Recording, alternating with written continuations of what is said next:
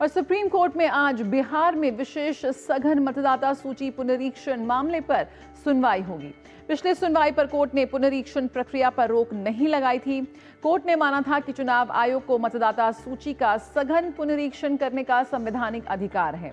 हालांकि चल रही प्रक्रिया के समय को लेकर सवाल जरूर उठाया था और कहा था कि ये मसला लोकतंत्र के मूल और मतदान के अधिकार से जुड़ा हुआ है। इतना ही नहीं, कोर्ट ने सुनवाई के दौरान वोटर लिस्ट में शामिल होने के लिए निर्धारित 11 दस्तावेजों की सूची को लेकर भी चुनाव आयोग से प्रश्न किए थे और उन दस्तावेजों में आधार कार्ड व चुनाव आयोग द्वारा जारी मतदाता पहचान पत्र को ना शामिल किए जाने पर सवाल पूछा था।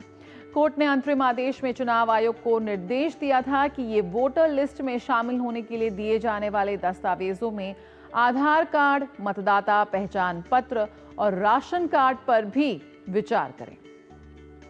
तो बिहार में एसआईआर का आगे का भविष्य होगा तय, क्योंकि सुप्रीम कोर्ट में अहम सुनवाई इस पूरे मुद्दे पर। और इस बीच बिहार में मतदाता सूची के विशेष गहन पुनरीक्षण में बड़ा खुलासा हुआ है।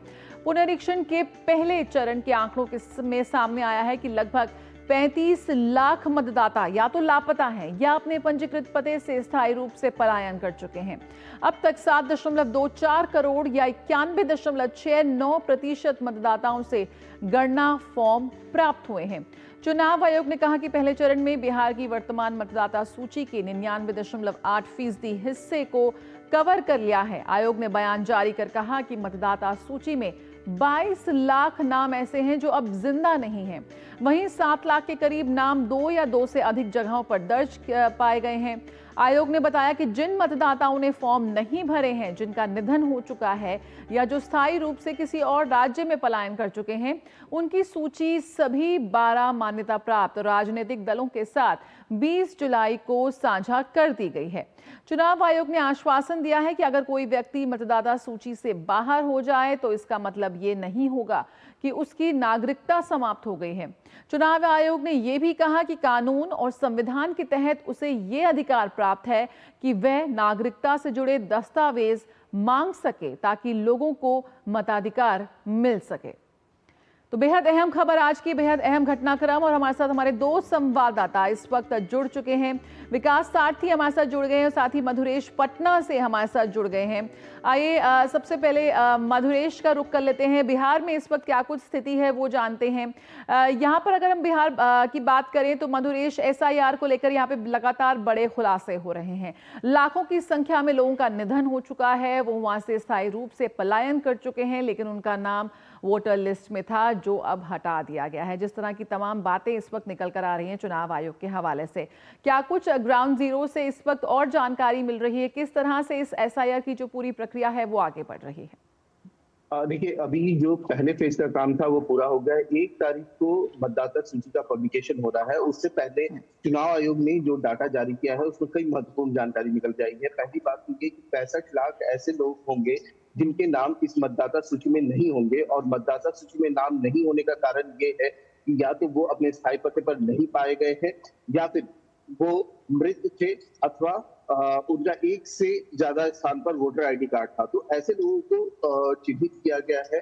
और जो मतदाता सूची का रिफाइनिंग का काम था, जो कि चुनाव आयोग शुरू से कहते आ रहा है कि हम मतदाता सूची को रिफाइन करने का काम कर रहे हैं, तो कहीं ना कहीं ये दिख रहा है कि पहले फेज में चुनाव आयोग जो है वो सफल होता हुआ दिख रहा है। इसके बाद जो एक दूसरी बड़ी जानकारी निकल के आ रही है कि जो विपक्षी दल सड़क से लेकर के सदन तक लगातार हंगामा कर रहे थे एसआईआर को लेकर के, उनके भी कार्यकर्ता बीएलए के रूप में चुनाव आयोग की मदद कर रहे थे एसआईआर में। और ये 12 राजनीतिक पार्टियां बिहार में है, उनके लगभग 1,60,000 बीएलए जो थे वो एसआईआर में मदद कर रहे थे। इसमें लगभग 47,000 के आसपास जो है वो राष्ट्रीय जनता दल के जो कार्यकर्ता थे वो बीएलए के रूप में सर्व कर रहे थे। इसके अलावा 17,000 से कुछ ज्यादा जो कार्यकर्ता थे वो कांग्रेस के बीएलए के रूप में सर्व कर रहे थे और एसआईआर में फॉर्म जमा करना और कलेक्ट करने में मदद कर रहे थे।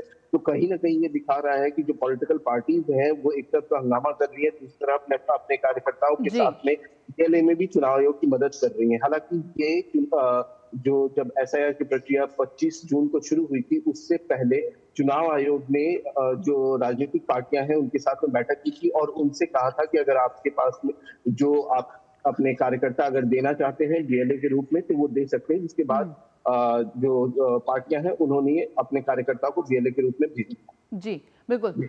विकास का रुख करते हैं। विकास, यहाँ पर सुप्रीम कोर्ट में अहम सुनवाई है। पिछली सुनवाई में कई अहम सवाल यहाँ पर सुप्रीम कोर्ट ने पूछे थे कि जब हम बात हो डॉक्यूमेंट्स की या डॉक्यूमेंट्स को शामिल करने की, आधार और राशन कार्ड को लेकर भी यहाँ पर कोर्ट ने कहा था। क्या कुछ आज उम्मीद कर सकते हैं, क्या कुछ तथ्यों के साथ आज कोर्ट में बातचीत होगी?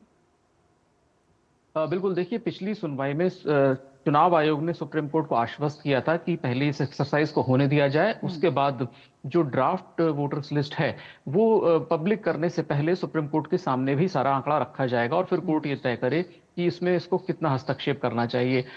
इसके बाद हमने देखा कि चुनाव आयोग ने अपना एक विस्तृत हलफनामा भी दिया याचिका के ऊपर और जो इसमें पिटिशनर्स हैं, खासतौर से एडीआर जो मुख्य पिटिशनर है, उसने भी अपना जवाब सुप्रीम कोर्ट में रखा है।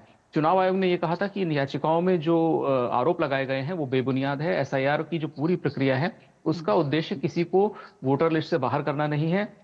दूसरी बात ये कही गई थी कि संविधान के अनुच्छेद 326 के तहत न केवल चुनाव आयोग का यह अधिकार है बल्कि ये जिम्मेदारी है उनकी कि वो ये सुनिश्चित करें कि केवल भारतीय नागरिक ही चुनाव में शामिल हो सकें, वोट डाल सकें। तो जो पूरी प्रक्रिया की जा रही है उसमें नागरिकता सुनिश्चित करना चुनाव आयोग की जिम्मेदारी है और इसी के तहत वो एसआईआर की प्रक्रिया को कर रही है। दूसरा ये कहा गया था कि पहले आप जो आज की सुनवाई है इसको होने दें, 28 जुलाई की सुनवाई को होने दें, उसके बाद सुप्रीम कोर्ट आंकड़ों को देख करके खुद तय करे कि क्या इस पूरी प्रक्रिया से, जैसा आरोप लगाया जा रहा था कि करोड़ों मतदाता, लाखों करोड़ों मतदाता वोटर लिस्ट से बाहर हो जाएंगे और इसमें चुनाव आयोग की मंशा पर सवाल उठाया जा रहा था। तो आज जब सारा डेटा कोर्ट के सामने होगा कि कितने लोगों के नाम हटे हैं, उनका कारण क्या है हटाए जाने का, तो उसके बाद कोर्ट ये मामले में आगे की जो भी इसमें दिशा तय करनी है वो तय करेगा।